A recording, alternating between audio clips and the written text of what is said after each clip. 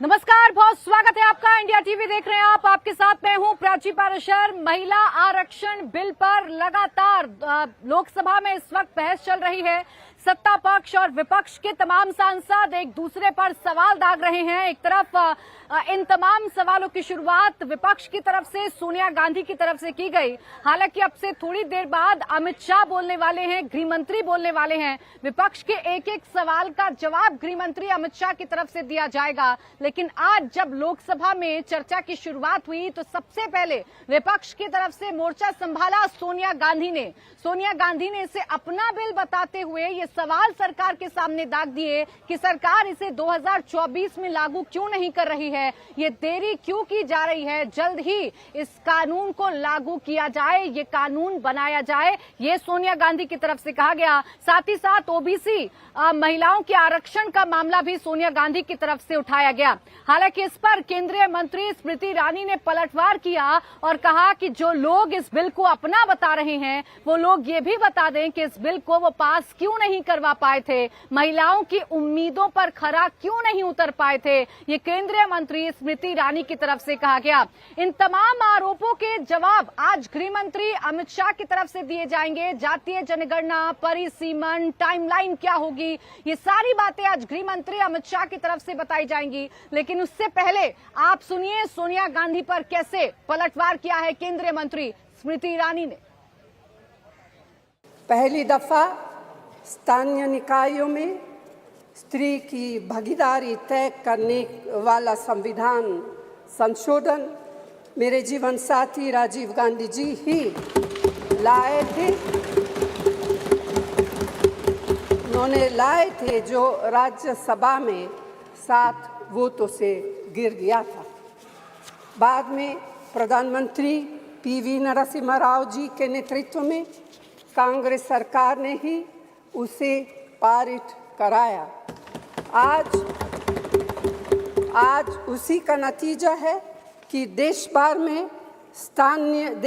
के स्थानीय निकायों के जरिए हमारे पास 15 लाख चुनी हुई महिला नेता है। राजीव गांधी जी का सपना अभी तक आधा ही पूरा हुआ है। इस बिल के पारित होने के साथ ही वह पूरा होगा। और इसीलिए कल जब ये प्रस्ताव सदन में आया तो कुछ लोगों ने कहा हमारा बिल है, कुछ लोगों ने कहा हमने चिट्ठी लिखी, कुछ लोगों ने कहा कि ये पूरा का पूरा संवैधानिक निर्माण हमारा था।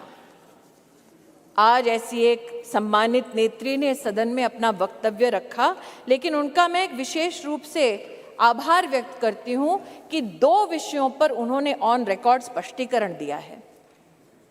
हमको बार बार बतलाया जाता कि एक विशेष परिवार ने 73rd 74th amendment to the constitution पारित करवाया।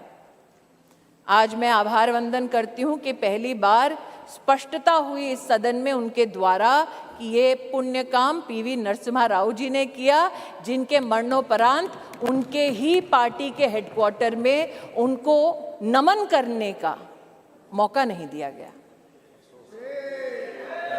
दूसरा, ये कथन कि अभी क्यों नहीं और ये वक्त हमारा बिल है तो अभी करिए। तो महोदय, ये उस बिल की प्रति है जिनको वो हमारा कहते हैं। अगर आप इस पृष्ठ पर ये दोनों छंद पढ़ें तो यूपीए, जिसकी अध्यक्षा श्रीमती सोनिया गांधी हैं, उन्होंने कहा है No seat shall be reserved for women belonging to scheduled castes, scheduled tribes in the 3rd general elections. 3B पढ़ें तो उन्होंने कहा, प्रस्ताव दिया, No seat shall be reserved for women in the 3rd general election. अर्थात आज की सरकार जब ये अधिनियम लागू होगा तब के बाद 15 वर्षों तक महिलाओं को रिजर्वेशन गारंटी करती है, मोदी की गारंटी है। लेकिन अगर कांग्रेस पार्टी का प्रस्ताव आप पढ़ें तो उनका प्रस्ताव ये था 2B और 3B में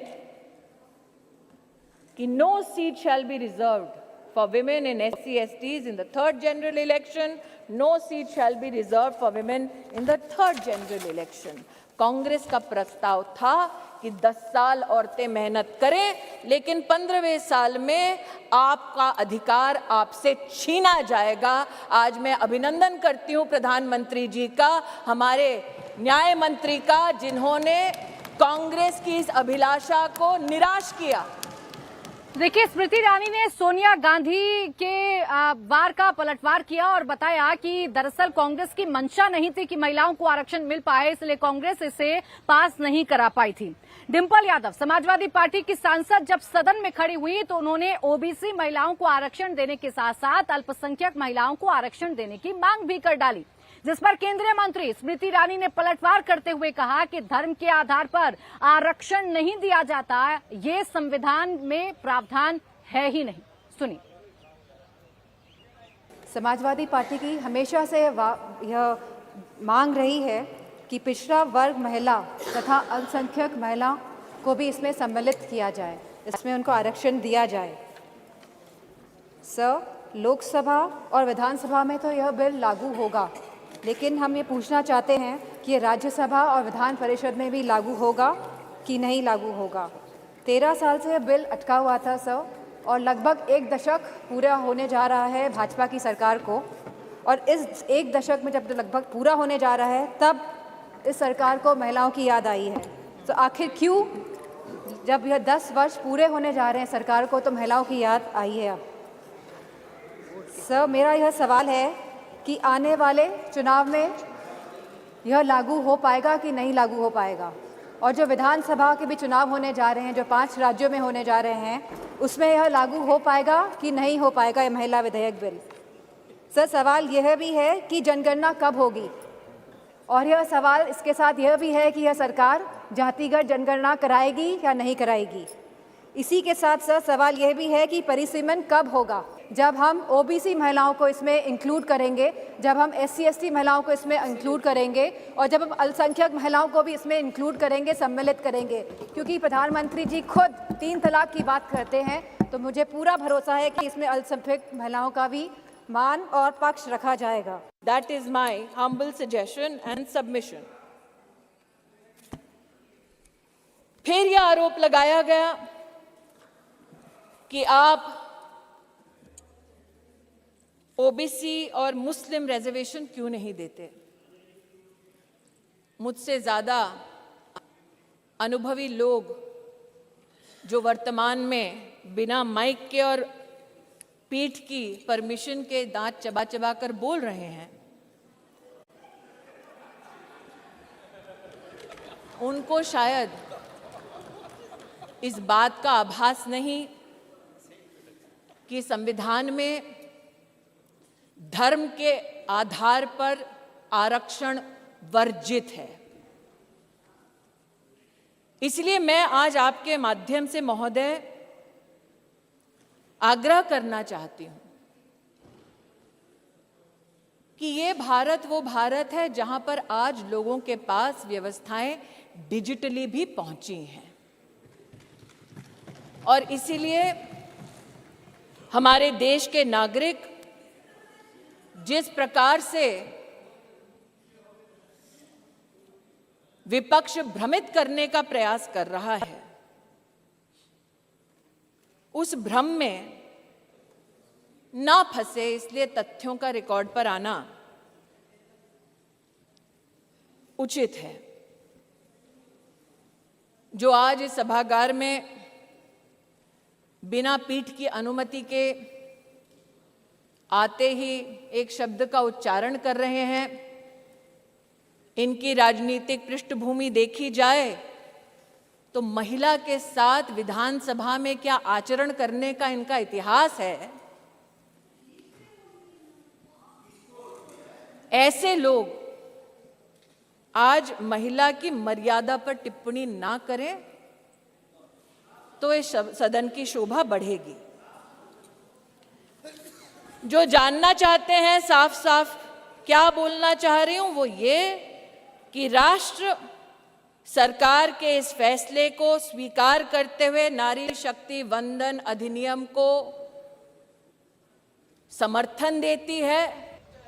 इंडिया टीवी हर वक्त हर जगह डाउनलोड करने के लिए सर्च करें India TV news Google play store या ऐप स्टोर पर।